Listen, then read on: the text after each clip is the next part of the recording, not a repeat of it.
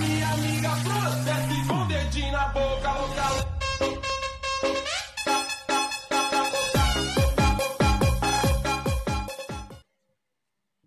Halo Sportmania, bagaimana kabarnya? Semoga sehat selalu ya. Di video sebelumnya sudah dibahas tentang asal-usul pencaksilat. Sekarang kita akan membahas sikap pencaksilat, pola pembentukan gerak, serangan dan pembelaan pencaksilat. Pencaksilat adalah seni bela diri tradisional asli Indonesia.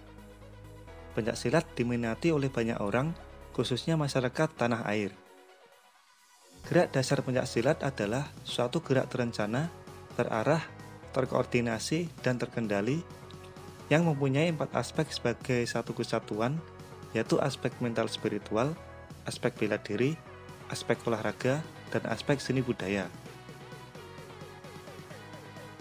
Dengan demikian, pencaksilat merupakan cabang olahraga yang cukup lengkap untuk dipelajari karena memiliki 4 aspek yang merupakan satu kesatuan utuh dan tidak dapat dipisah-pisahkan. Faktor utama dalam melaksanakan olahraga pencaksilat supaya menghasilkan teknik yang tinggi yaitu pembentukan sikap dan gerak. Sikap dasar pencaksilat ini berguna untuk melatih kekuatan otot-otot tungkai dari keadaan statis sebelum melakukan gerak dinamis. Ada 6 sikap dasar pencaksilat, diantaranya sikap berdiri, sikap jongkok, sikap duduk, sikap berbaring, sikap khusus, dan sikap pasang. Berikut akan dijelaskan ke-6 sikap dasar pencaksilat. Yang pertama, sikap berdiri.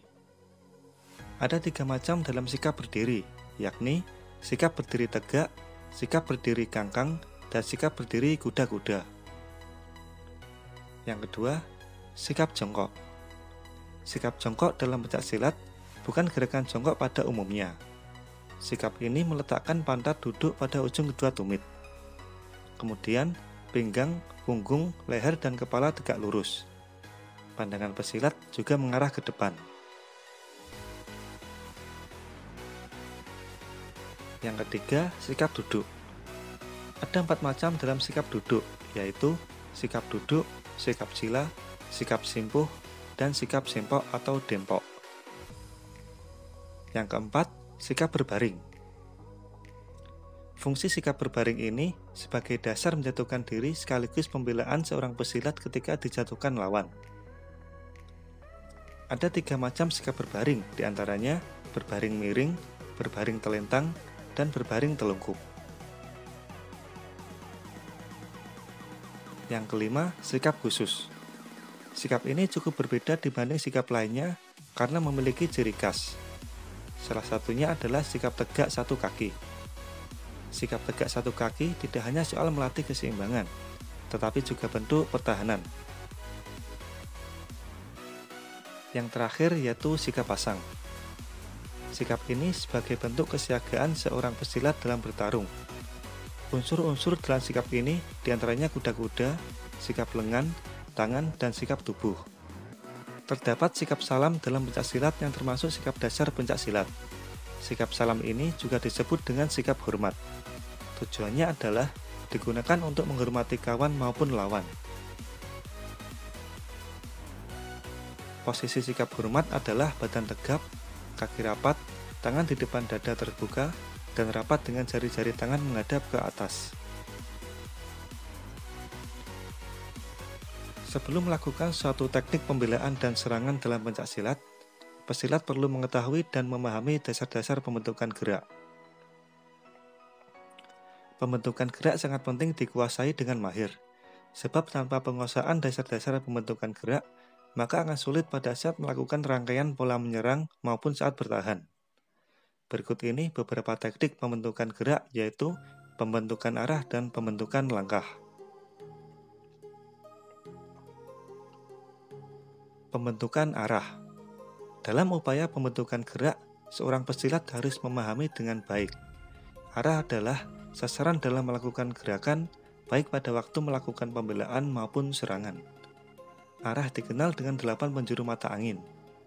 Langkah dilakukan pada arah tertentu sesuai dengan keperluannya. Arah yang harus dipahami dalam pencaksilat adalah arah 8 penjuru mata angin. Dalam pengertian gerak yaitu arah belakang, serong kiri belakang, samping kiri, serong kiri depan, depan, serong kanan depan, samping kanan, dan serong kanan belakang. Pada saat melakukan teknik penyerangan maupun teknik bertahan, seorang pesilat harus menguasai teknik melangkah. Pembentukan langkah. Langkah adalah perubahan injakan kaki dari suatu tempat ke tempat lainnya. Langkah dapat dilakukan lurus, silang atau serong. Cara melakukannya bisa dengan cara diangkat, geseran, hingsutan, lompatan, dan loncatan. Kita sudah membahas 4 teknik dasar pencaksilat tentang sikap kuda-kuda, sikap pasang, arah, dan pola langkah. Sekarang akan membahas teknik dasar pembelaan dan serangan dalam pencaksilat. Pembelaan merupakan prinsip utama dalam pencaksilat sehingga harus benar-benar dikuasai. Bentuk-bentuk pembelaan dasar antara lain dengan cara melakukan elakan dan tangkisan. Elakan dilakukan dengan cara memindahkan sasaran dari arah serangan. Arah elakan dilakukan sesuai dengan arah 8 penjuru mata angin. Tangkisan adalah teknik bertahan dalam pencaksilat. Jenis-jenis tangkisan dalam pencaksilat yaitu tangkisan luar, tangkisan dalam, tangkisan atas, dan tangkisan bawah. Serangan dilakukan dengan menggunakan lengan atau kaki untuk mengenai badan lawan. Bentuk-bentuk serangan dengan menggunakan lengan dapat dilakukan dengan cara pukulan dan sikuan. Serangan dengan menggunakan tendangan dapat dilakukan dengan punggung kaki, telapak kaki, ujung kaki, dan tumit. Serangan dengan menggunakan sapuan.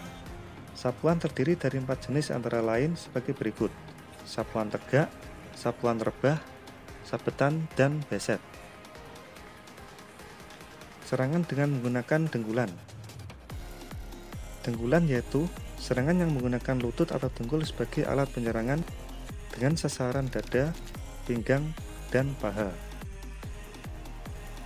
Serangan dengan menggunakan guntingan. Guntingan adalah gerakan menjatuhkan lawan yang dilakukan dengan menjepit kedua tungkai kaki pada sasaran leher, pinggang, atau tungkai lawan sehingga lawan terjatuh.